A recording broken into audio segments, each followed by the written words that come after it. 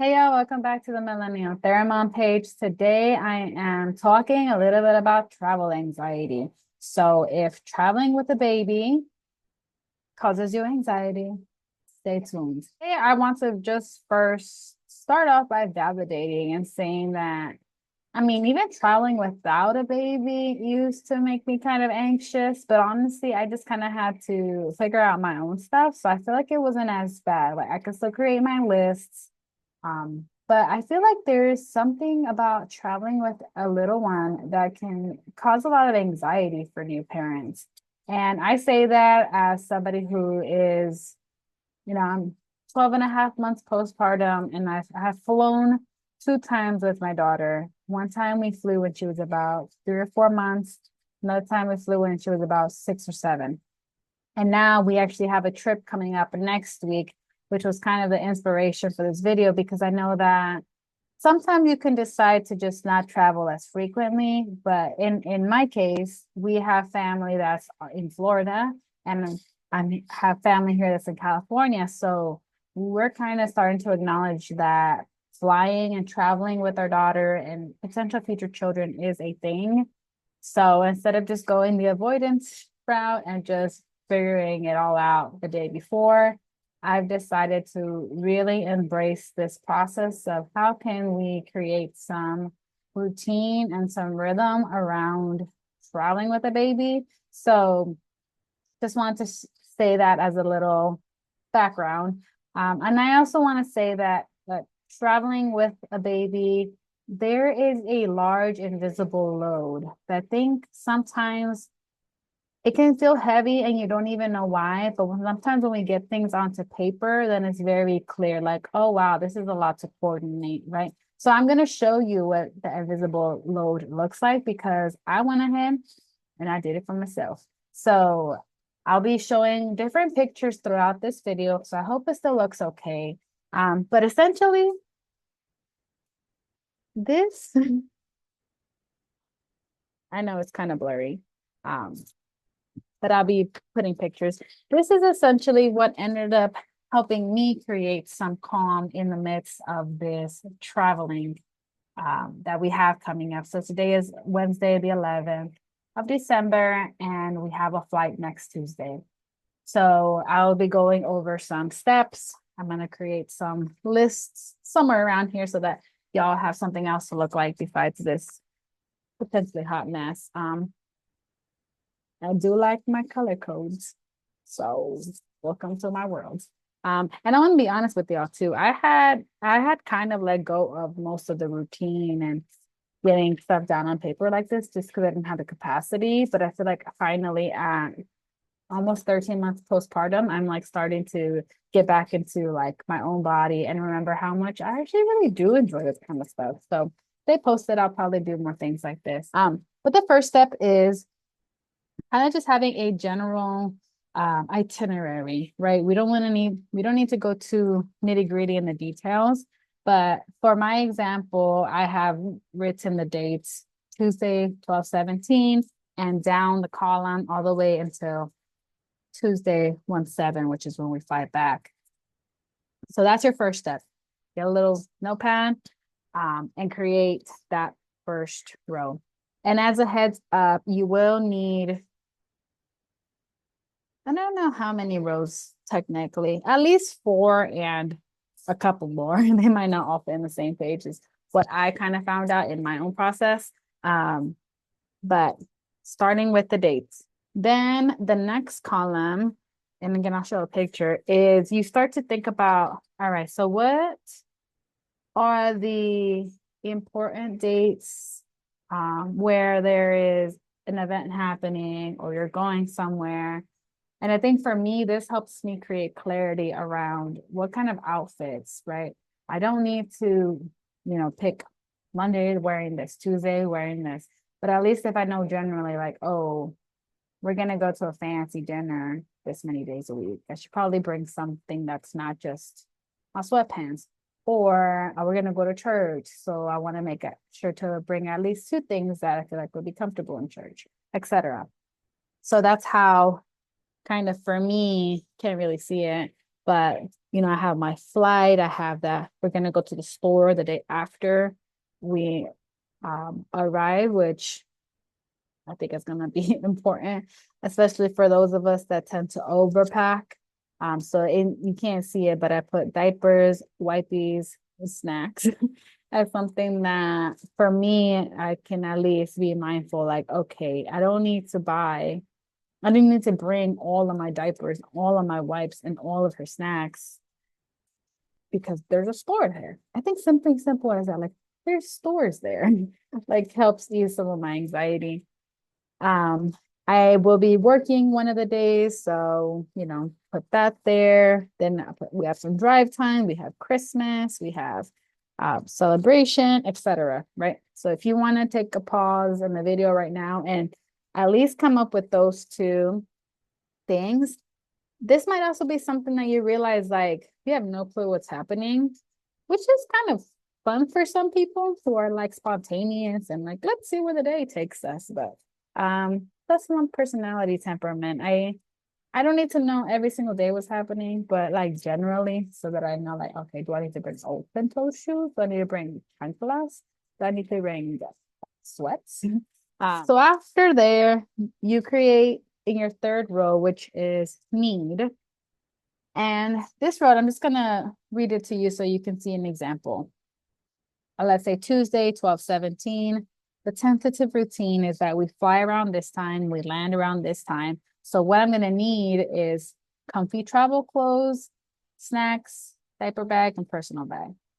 Again, going through this, you can kind of decide like also who's going to take lead on this process. So if I realize like I actually don't have the capacity to do this, like if you're watching this and you're like, I don't have the capacity to do this, this can also be something you delegate. So feel free to share this video or just talk about it with your partner. But I think that this is a lot. It's a lot to coordinate. And if it's not on here, it's in here. I'd rather have it in here. Okay. So anyhow, let's get all of this down here. Another row example would be, let's say your Christmas Eve.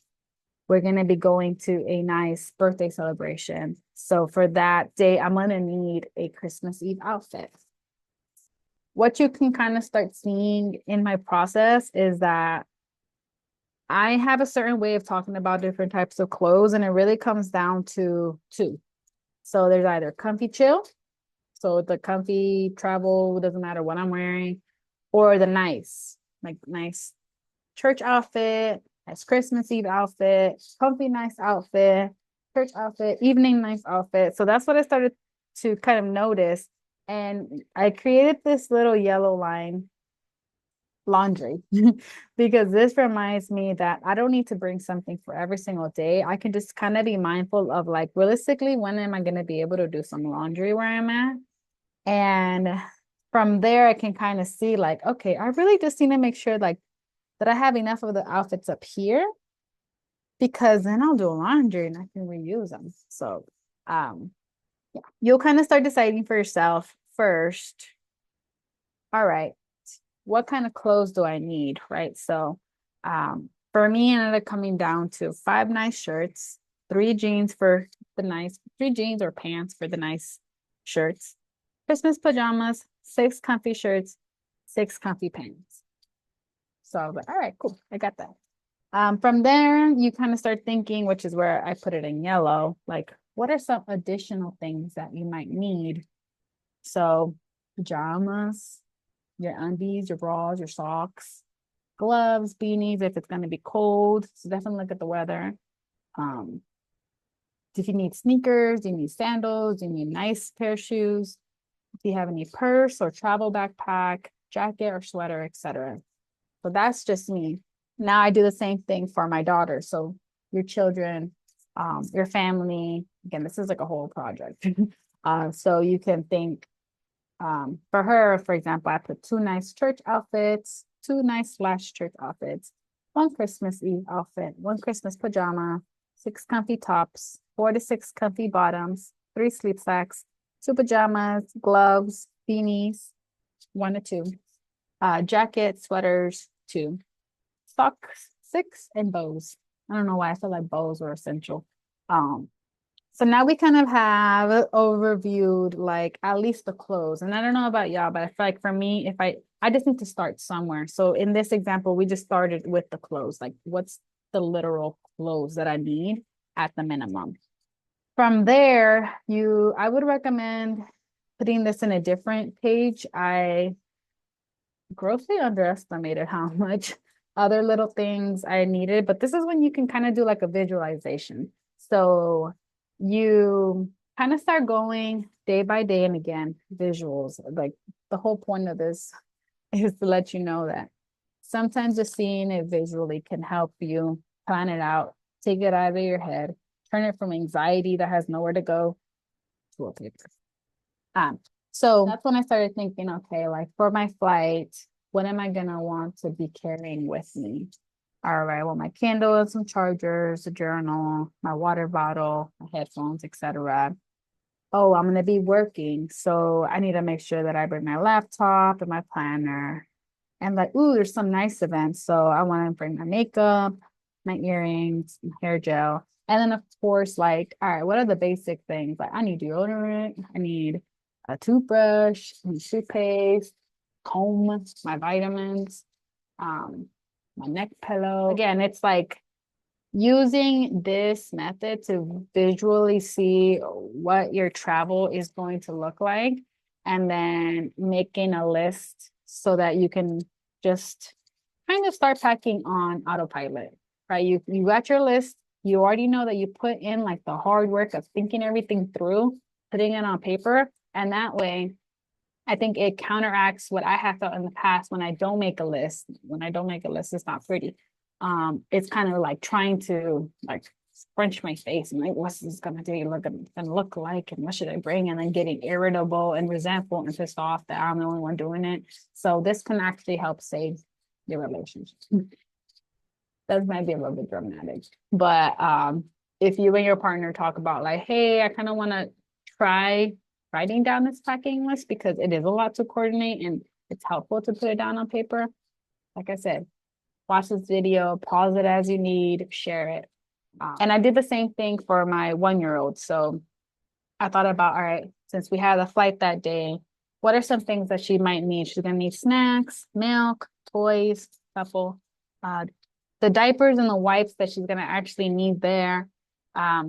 What else did I put? 2 changes of clothes, plastic bags, some antibacterial wipes because the airport's nasty. The water cup.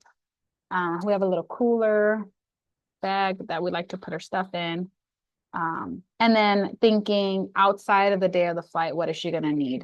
Oh, we're probably gonna need her camera for bedtime, maybe a bedtime book, her teddy bear, a few more diapers to get us through the end of the day until we go to the store the next day.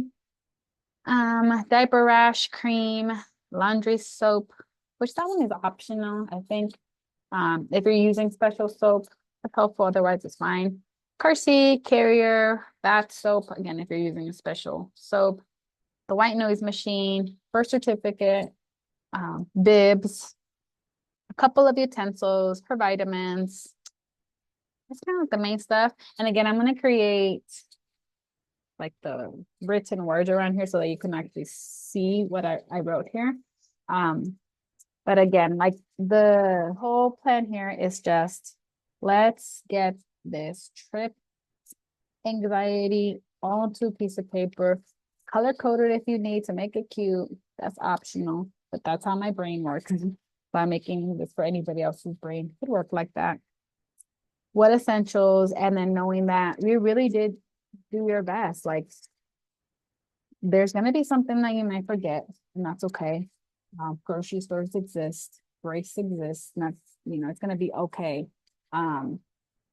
But I wanted to just quickly review too that another thing that I was kind of thinking as I made this video is having a general timeline so that we're not letting our anxiety build through avoiding it. We can start tackling it.